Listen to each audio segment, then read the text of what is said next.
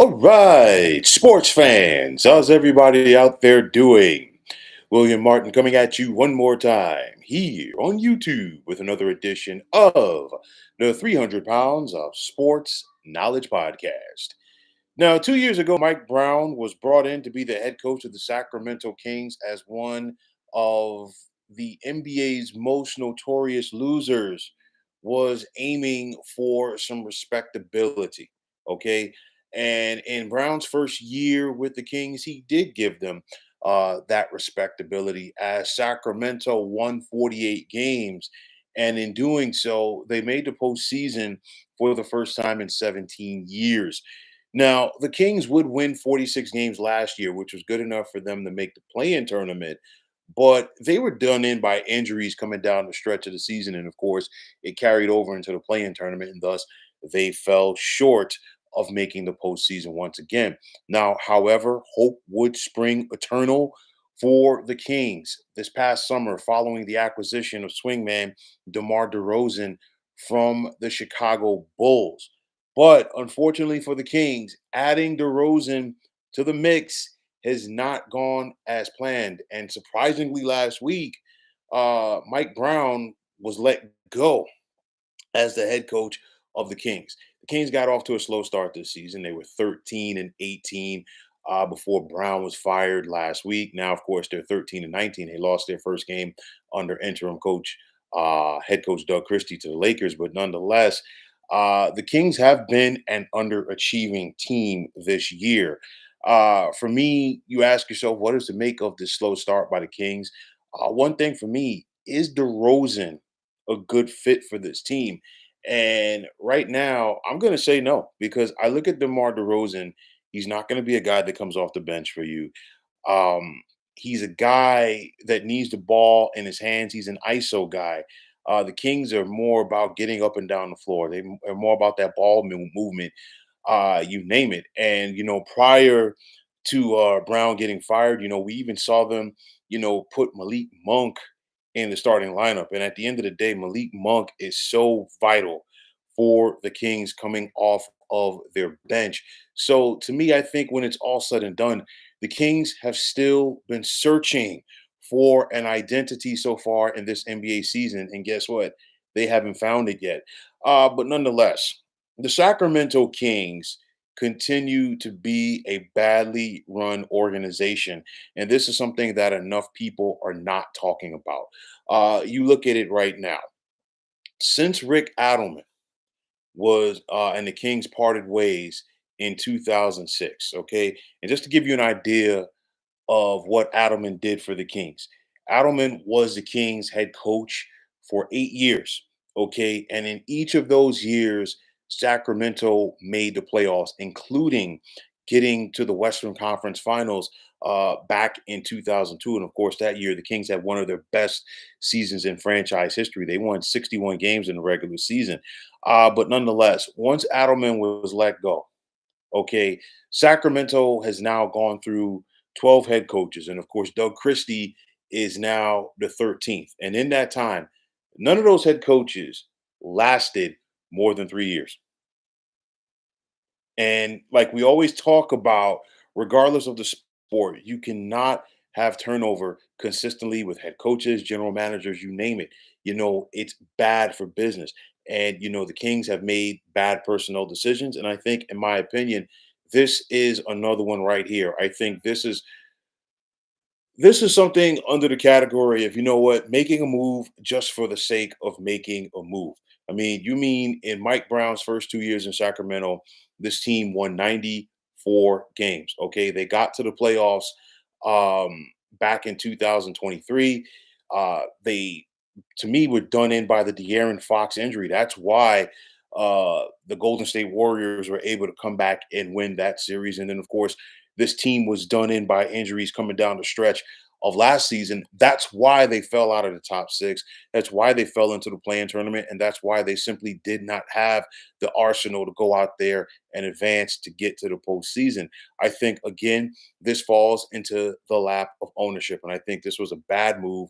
And on top of that, coupled with that bad move, I really have not seen accountability from the players because it's one of those where you simply cannot fire the players in a situation like this. It's always going to be the head coach. He's easier to replace, per se, so to speak. But nonetheless, there has been zero accountability, in my opinion, from the players in regards to the firing of one Mike Brown. So you look at it right now. It's up to Doug Christie to try to get this thing turned around. And sometimes it works, sometimes it doesn't. Okay, as far as the interim tag goes. But again, the Sacramento team has underachieved. Um, for the Kings right now, it's all about trying to keep De'Aaron Fox happy. He has one more year left on his deal after the season. He's trying to get that mega contract, and he's represented by Clutch Sports now. So Clutch Sports, they're all about getting the top dollar. But I really want to see how this Kings team as a whole rises to the occasion. Too much talent for them to be where they're at right now. But again, just because you have talent doesn't mean that it meshes.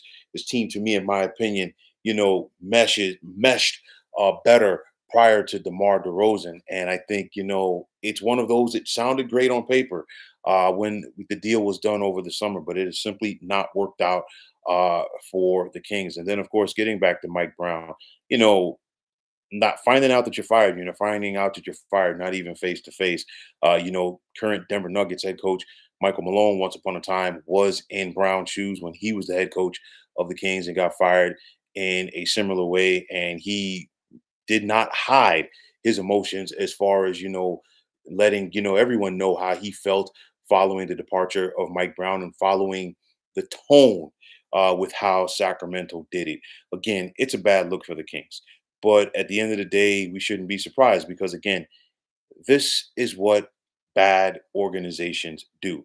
I'm not here to say that Mike Brown is the next coming of Phil Jackson. Okay, but Mike Brown was far from being a bad NBA coach. I do believe Mike Brown will get another job in the NBA as a head coach at some point, maybe next year or the following year, but nonetheless, he's going to be employed sooner rather than later. This was just a bad move by the Kings, but at the end of the day, should we simply be surprised? Bad organizations continue to make bad decisions. And the bottom line was parting with Mike Brown was a bad decision for the Sacramento Kings. And I mean, you just think about it because I talked about, all of these head coaching changes that the Kings have gone out there and made and fired and like letting go of guys. They let go of some guys that have quality resumes as head coaches, Rick Adelman. And again, they never have seen the success that they had, with Rick Adelman since he left town. I mean, just to give you an idea of a 5-year stretch that the Kings had with Rick Adelman. Okay, and granted, it was a different team. 2001 saw Sacramento win 55 games. They got to the Western Conference semis. I talked about 2002. They won 61 games, got to the Western Conference Finals. 2003, they won 59 games and got to the Western Conference semis. The year after that, they won 55 more games. And then in 2005, they won 50 games. Okay. And you think about some of the guys that came after them, some of the notable names. You think about George Carl. He was on that list at one point. Of course, things didn't work out for Paul Westphal with the Sacramento Kings.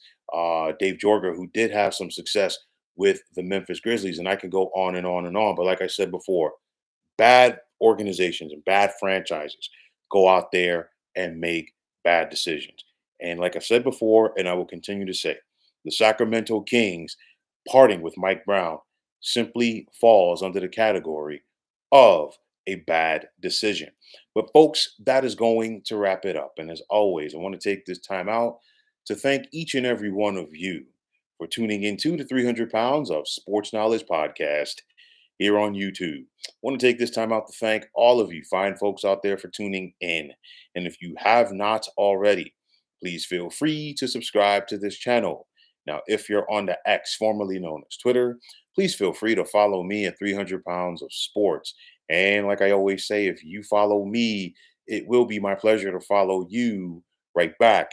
There's also the sports discussion group on Facebook at the Sports Depot 365. Now you can check it out. Drop a line and be a part of one of the better sports debating sites going on social media. So, once again, fine folks, my name is William Martin. I am signing off. I'm saying take care and have yourselves a wonderful day.